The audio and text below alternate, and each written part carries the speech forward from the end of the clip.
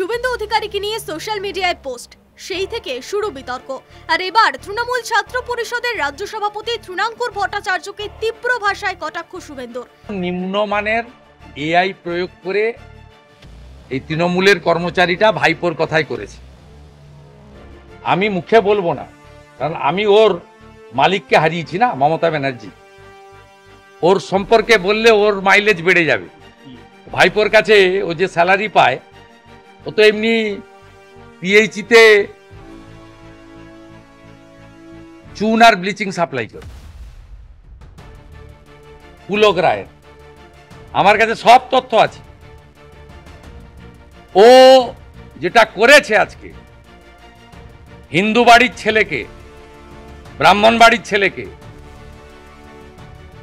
যেটা করেছে, সরাসরি আমার আস্থায় আঘাত দিয়ে করেছে। এর ফল ওকে ভুগতে হবে। সেটা কি করে করব সেটা আমি জানি, আইনের মধ্য দিয়ে করব। যদিও শুভেন্দুর কটাক্ষের পাল্টা জবাব দেন তৃণাঙ্কুরও। তিনি বলেন, আমার বাড়ির পৈতৃক ব্যবসা রয়েছে 50 বছরের। আমি কোনো চুন ব্লিচিং সাপ্লাইয়ের কাজের সঙ্গে জড়িত নই। তিনি বিরোধী দলনেতাকে হুঁশিয়ারির সুরে আরো বলেন, না শুধরোলে ওনার বিরুদ্ধে মানহানির মামলা করব। কলকাতা টিভি।